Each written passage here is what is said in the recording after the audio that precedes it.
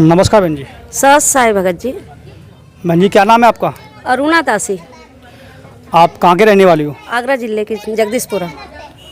बहन जी आप संत रामपाल जी महाराज शरण में आप कैसे आई? भगत जी मैं ज्ञान के द्वारा आई। तो आपको कैसे मालूम पड़ा कि संत रामपाल जी महाराज के शरण में आना चाहिए? भगत जी मैं और मेरी 2 बेटी है, हम तीनों माँ बेटी रहते हैं। तो ऐसा हुआ कि हम साधना चैनल देखते देखते परमात्मा का सत्संग आ गया, उस पर हमने परमात्मा का सत्संग सुने, फिर किताब मंगाई, किताब पढ़े, फिर उसके बाद में हमने नाम दीक्षा ले ली है, परमात्मा की शरण में आ गए। तो आप परमात्मा परमात्मा कह रही, कौन परमात्मा? कबीर परमेश्वर संत रामपाल जी महाराज। तो आप संत रामपाल जी महाराज से जुड़ने से पहले आप किसकी भक्ति साधना करते थे? हम देवी की ज़्यादा भक्ति करते थे। हमारे घर के पास में मंदिर था, उसमें मंदिर धोना, उसको पोशाक पहनाना, भजन करना, ये हमारा बहुत ही ये था। हमें पहले इसके बारे में 2010 में हमें किताब मिली थी ज्ञान गंगा। हमने उस किताब को खोल के भी नहीं देखे। हमने ये जाने कि हमारे देवी से बढ़कर कोई है नहीं है इस जगत में। हम पहले देवी की बहुत भक्ति करते थे, लेकिन हमें उससे कुछ लाभ नहीं हुआ। तो फिर उसके बाद आपने संत रामपाल जी महाराज शरण ग्रहण की? हाँ जी, हम संत रामपाल जी महाराज जी के शरण में आए। तो संत रामपाल जी महाराज शरण ग्रहण करने के बाद आपके जीवन में क्या क्या लाभ प्राप्त हुए? हमें तो सबसे पहले परमात्मा की शरण मिली और हमें सच्चा ज्ञान मिला और हमें सच्चे भगवान मिले। और उसके बाद में हमें ऐसे लाभ हुए कि हमारी एक बेटी बिल्कुल मृत्यु यानी बिल्कुल खटिया में लग गई थी। हमने नाम दीक्षा लेने के बाद में वो कहती थी, मम्मी ये मेरे पापा की तस्वीर है, इस पापा के तस्वीर को तुम हटाना नहीं, तुम अपने गुरुजी की तस्वीर कहीं रखो।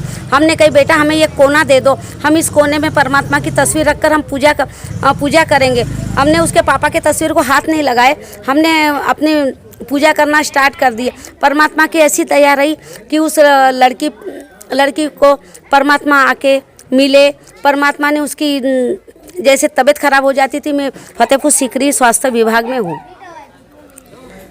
फतेहपुर सीकरी स्वास्थ्य विभाग में हूँ मैं। उसकी परमात्मा ने यानी संत रामपाल जी महाराज स्वयं आके उसकी सेवा करे है। सेवा का मतलब दवाई दिए, उसको पानी दिए, स्वयं आके मेरे घर में कोई नहीं था। छोटी वाली बेटी मेरी पढ़ने के लिए जाती थी और वो बीमार थी, मैं ड्यूटी चले जाती थी।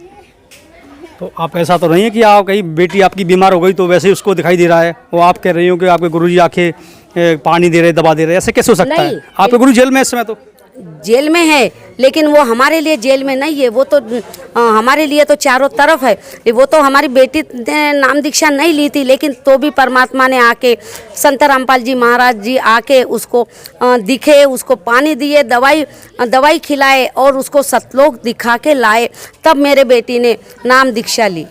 आप अपनी बेटी से मिला सकते हो जो आप बता रही हो कि आपके गुरुजी आपके घर पे आए और सतलोक भी दिखाया, तो वो भी आप दिखा सकते हो?